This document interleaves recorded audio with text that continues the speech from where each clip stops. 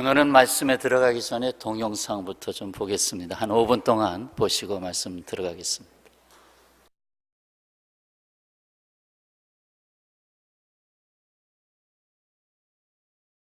(1919년 3월 1일) 탑골공원에서 크게 발화가 된 대한독립만세, 이 운동은 2달 동안 계속되면서 전국으로 퍼져나갔습니다.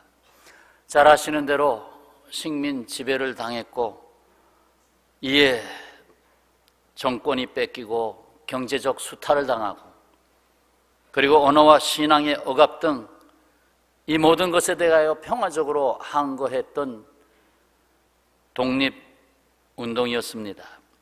당시 인구가 1700만 명 정도, 그 중에서 기독교인이 23만 명, 1.3%, 쉽게 표현하면 100명 중에 1명, 100명 중에 1명, 어린아이들까지 다 포함해서. 그런데 그들이 3.1 운동에 주도하는 사람들이 됐습니다. 30%가 기독교인들이 차지했습니다. 1.3%밖에 안 된 기독교인인데 운동에 참여한 사람들의 30% 이상이 기독교인이었습니다. 체포와 투옥은 22%의 기독교인들이 그 안에 있었습니다. 독립선언서 33명 서명했는데 절반인 16명이 기독교 지도자입니다. 그러면 3.1 운동의 성격이 나올 겁니다. 이것은 기독교가 우리 대한민국의 역사 속에 끼쳐낸 놀라운 역사였던 것입니다.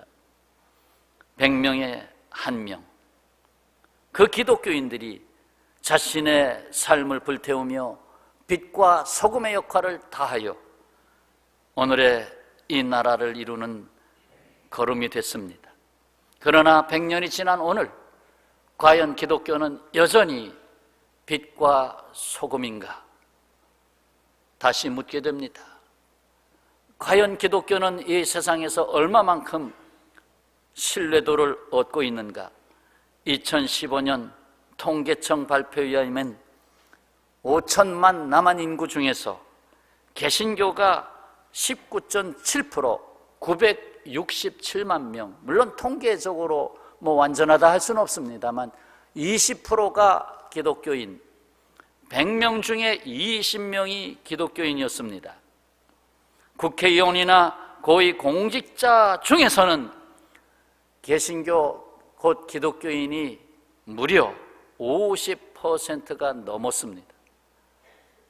2명 중에 1명, 돌을 던지면 2사람 중에 1명은 기독교인이 맞았습니다. 그만큼 지도자들이 많았습니다.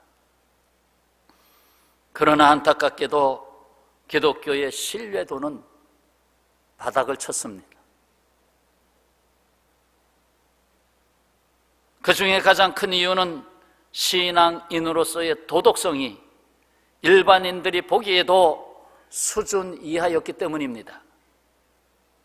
신앙심은 좋았는지 모르지만 도덕성에 있어서는, 실천하는 면에 있어서는 점수를 얻지 못했다는 거예요. 또 세상을 끌어안고 리더십을 나타내지 못하고 세상을 비판하고 오히려 경계선을 쌓기에 급급했습니다.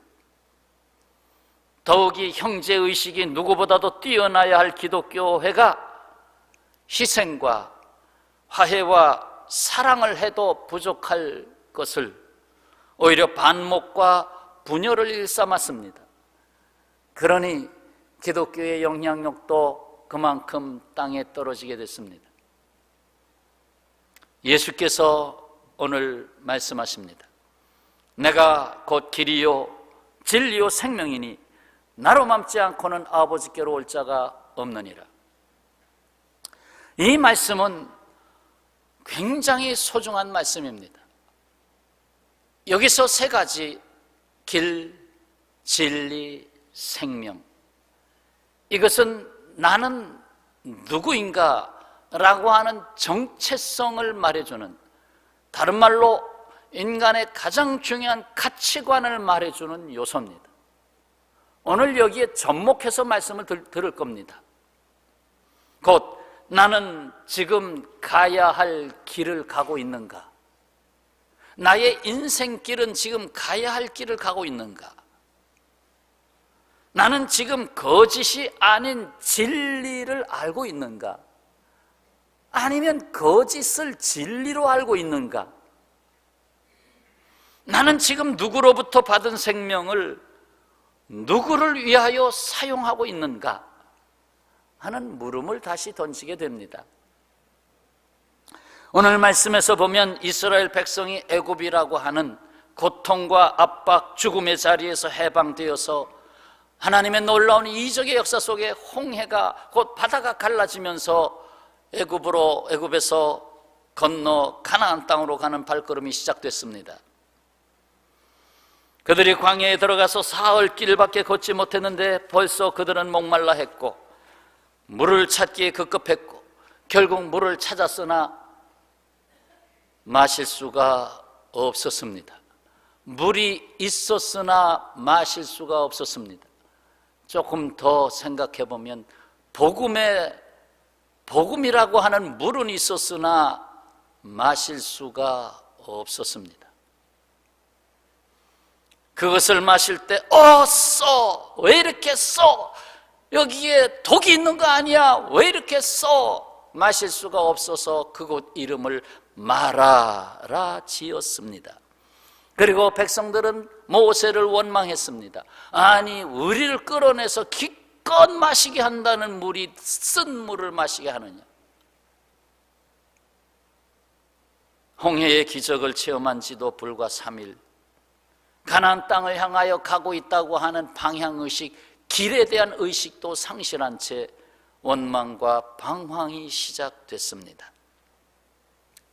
마치 지금 우리나라와 우리 한국교회의 상황에 견줄 수밖에 없습니다. 사람들은 이구동성 지금 우리가 쓴맛을 보고 있다. 지금 우리가 살아가고 있는데 정말 매일같이 쓴맛을 보고 있다. 이 사회가, 이 경제가, 이 정치가 지금 쓴맛을 보고 있다. 거기다가 교회라고 하는 복음도 왜 그렇게 쓴맛이 나냐?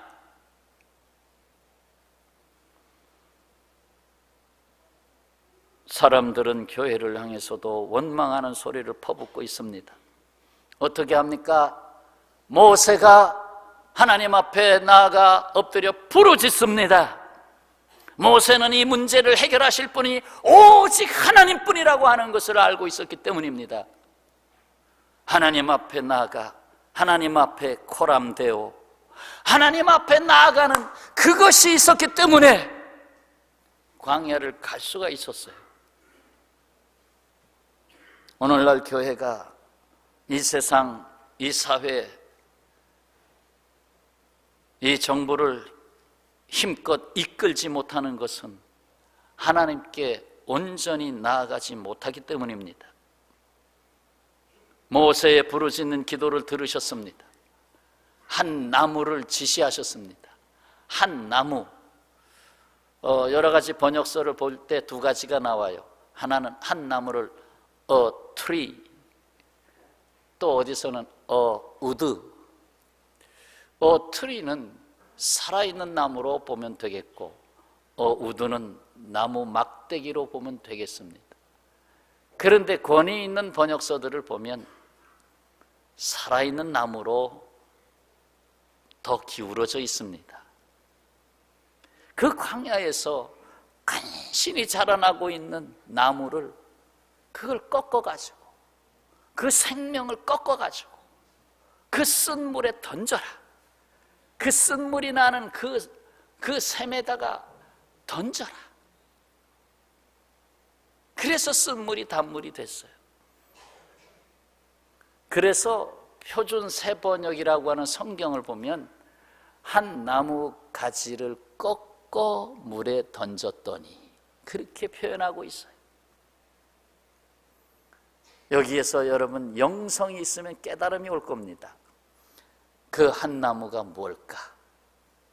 그 한 나무는 오실 메시아 예수 그리스도, 곧 나무에 달린 예수 그리스도, 그 나무에서 생명을 바치신 예수 그리스도, 그 보혈의 은혜가 그 쓴 물을 단물로 바꾸었다는 말씀입니다.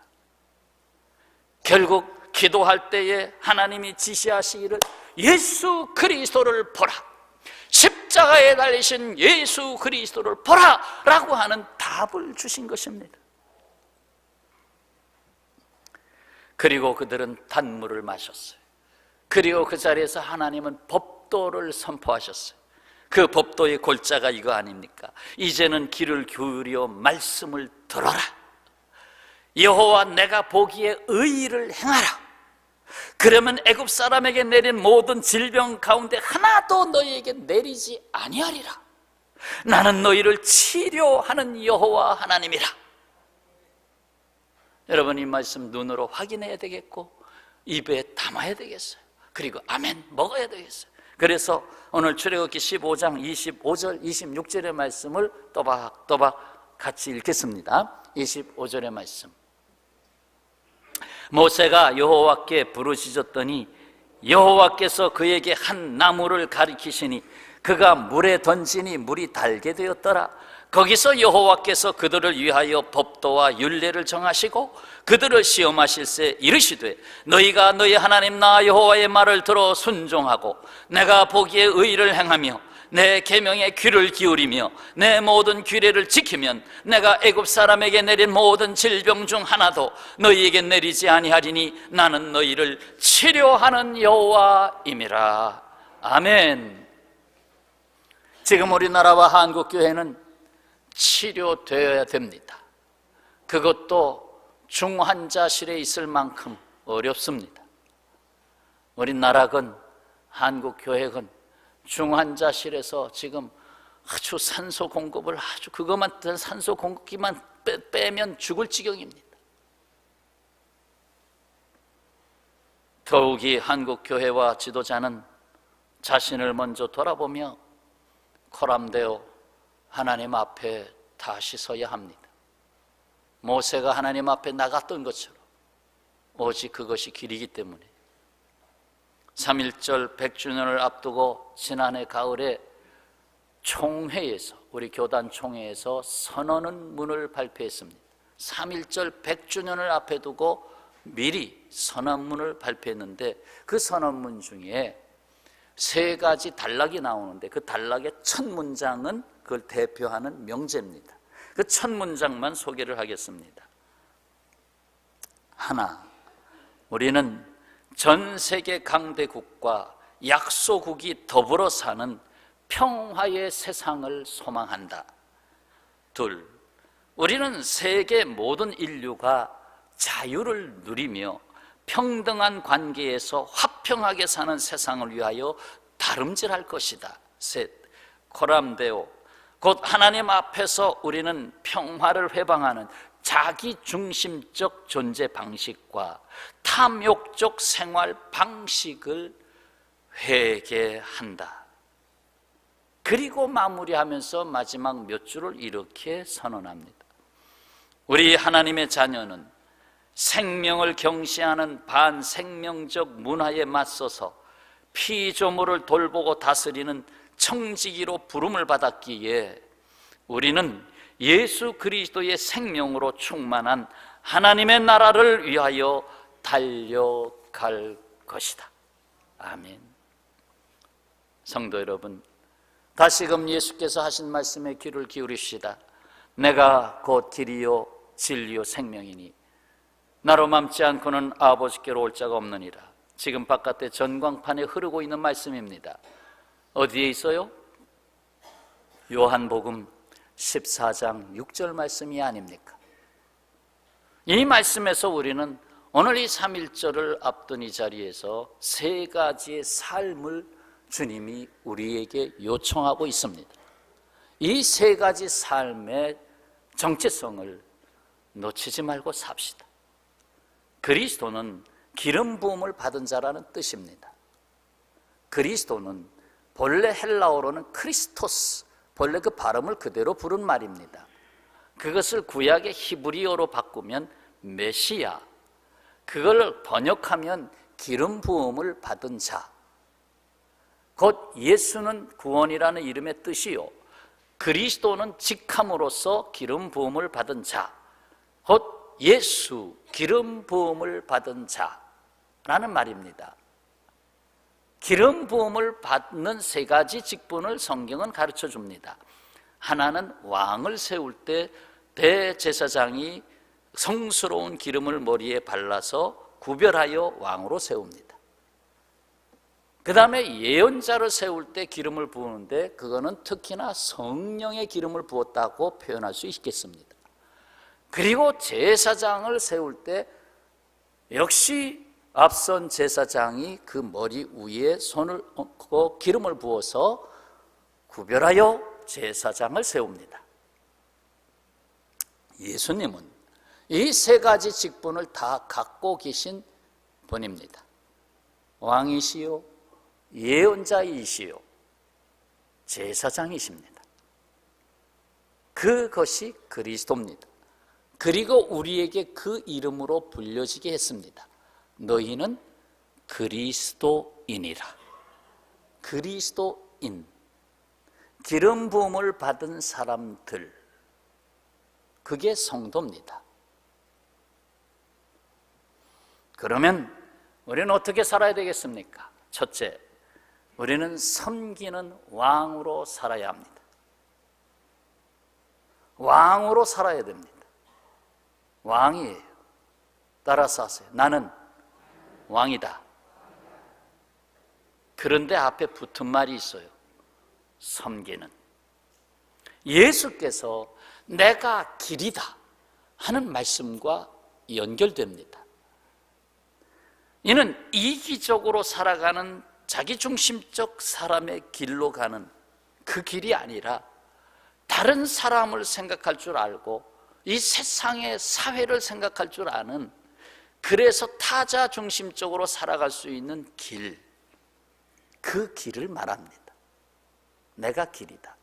그래서 예수님이 그 길로 오셨어요. 본래 천상의 하나님 왕이셨지만 가장 낮은 땅의 자리로 오셔서 높은 곳에서 낮은 곳으로 가는 길을 택하셨어요. 그게 내가 길이다. 그래서 예수님 왕이 되실 때 나귀 중에서도 나귀 새끼를 타서 발이 땅에 질질 끌리는 나귀를 타고 입성하셨습니다. 왕이 종이 되는 삶, 이것이 예수께서 보여주신 삶이요 길이었습니다. 약한 자, 병든 자, 가난한 자, 방황한 자를 찾아가는 섬김으로써 살아가는 것이 우리의 인생 길입니다. 이것이 그리스도인입니다. 아무리 가난하고 힘든다 하여도 여러분 가계부에 정말로 구제비가 정기적으로 나가고 있습니까? 가난한 자를 위해서 섬김으로 쓰여진 기부금이 있습니까? 우리의 시간과 재물과 지혜를 바르게 사용해야 합니다. 그게 그리스도인이에요. 그것을 회복하지 않으면, 섬기는 왕을 회복하지 않으면 세상이 그리스도인을 짓밟을 것입니다. 둘째, 우리는 예언자적 삶을 살아야 합니다. 이는 예수께서 내가 진리다 라고 하는 말씀과 연결됩니다. 거짓에 대해서는 아니요 라고 말할 수 있어야 됩니다. 진리에 대하여서는 칼이 가슴을 찔러도 예! 할 수 있어야 합니다. 일본 판사가 일제식민지 때 한국 그 독립운동을 하던 지도자들, 그들을 불러다가 신문을 합니다. 너는 너의 나라, 이 나라가 독립될 것을 독립되리라고 생각하느냐? 할 때에 네, 이 나라는 독립됩니다 하고 분명히 예한 사람들이었습니다. 진리에 대하여 목숨을 바칠 수 있는 예, 바로 이 진리로 오신 예수께서 이 진리 때문에 십자가에 못 박히셨습니다. 그렇지 않으면 예수님은 그 진리 덮어놨으면 백성들이 반란을 일으켜서 진짜로 이 세상 세속적인 왕으로 세웠을 것입니다. 그러나 그에 대해서는 아니요 했기 때문에 십자가에 못 박히셨습니다. 결국 진리는 거짓을 이기고 부활했습니다. 교회는 이 세상을 향하여 지금도 예언자적 삶을 실천해야 하고, 그래야 우리는 다시 이 세상을 향하여 예언의 소리를 발할 수가 있습니다. 바로 예언은 하나님의 말씀이요 진리인 것입니다. 광야에서 외치는 자의 소리가 되었던 세례 요한을 생각합니다. 셋째, 우리는 제사장적인 삶을 살아야 합니다. 이는 예수께서 내가 생명이다 하는 말씀과 연결되어 있습니다. 제사장은 항상 살아서 들어온 제물들, 양, 염소, 소, 이 같은 제물들이 자기 앞에서 죽는 것을 항상 보는 사람입니다. 구약시대에 사람들이 죄를 졌어요. 내가 사람을 죽였어요. 안식일을 범했어요. 내가 정말 하나님을 불신했어요. 내가 회개하고 돌아옵니다 하고 할 때의 구약시대에는 짐승, 그것도 깨끗한 흠이 없는 짐승을 제물로 삼아서 가지고 왔습니다. 올 때는 목에 목줄을 걸어서 이렇게 가자 하고 데리고 왔습니다. 그러나 제단 앞에서 제사장이 검사를 하고 아무 흠이 없다, 됐다, 그러면 그때에 비로소 제물을 드리는 사람이 그 양이라면 양의 머리 위에 손을 얹습니다. 그리고 기도하라면 이렇게 기도했을 겁니다. 얘야, 네가 죽어야 내가 산다. 너는 나 때문에 죽는다. 나의 죄를 다 가지고 가라. 그리고는 제사장이 칼을 들어서 각을 뜹니다. 가죽을 다 벗겨냅니다. 결국 내장까지 다, 더러운 내장까지 다 끄집어내고 피를 다 쏟아내고 그동안에 그거를 지켜봅니다. 멀뚱 눈을 떴던 제물들이, 그 양이 거기서 눈을 감기 시작합니다. 네가 죽어야 내가 산다. 제사장은 그걸 매일 보는 사람이에요. 예수님은 내가 생명이다라고 말씀했습니다. 생명이기 위해서 죽어야 했습니다. 예수님은 마지막 제사장으로 마지막 제물이 되셨습니다. 그래서 제사를 완성시키고 제사가 폐하여졌죠. 그래서 이제는 그런 짐승의 제물을 바치지 아니하고 산 제물을 드려라. 그래서 우리는 지금 살아있어요. 나의 옛사람을 죽이고 살아있어요. 그렇습니다. 우리가 제사장적 삶을 산다는 것은 내가 죽어야 된다는 것입니다. 그래야 산다는 것입니다. 나도 살고 세상을 살려줄 수 있다는 것입니다. 보세요. 지금도 이 죽음에 이르는 세상에서 사방으로부터 외침이 들려옵니다. 부르짖음이 들려옵니다. 별의별 부르짖음 다 있어요. 못 살겠다, 힘들어 죽겠다, 그냥 극단주의로 갈라져서 서로 공격하고 그러면서 그 외침의 소리 중에 하나 아주 세미하게 들리는 외침이 있습니다. 지금 이 세상에서 죽어야 할 어린 양은 어디 있느냐? 지금 이 세상을 살려주기 위하여 죽어야 할 어린 양은 어디 있느냐? 하는 외침입니다. 사랑하는 여러분, 쓴 물을 단물로 바꾸어 목마름을 해결했던 마라의 이야기, 거기에는 하나님 앞에 엎드리는 모세가 있었습니다. 하나님이 준비하신 한 나무, 곧 오실 그리스도 예수께서 계셨습니다. 그리고 예수님은 한 나무에 달려 희생하심으로써 이 세상에 구원을 주셨습니다. 이제는 길이요 진리요 생명이신 그리스도 예수께서 이렇게 함께 가자고 말씀하십니다. 오늘 우리에게 분부하시는 말씀입니다. 그것도 못자국 난 손을 내밀어서 하시는 말씀이, 나와 같이 섬기는 왕으로 막힌 곳에 길을 내어 보자. 막힌 곳에 길을 내자. 나와 같이 예언자적 삶으로 진리의 나라를 세워보자. 다음 세대에게 물려줄 나라가 아니냐.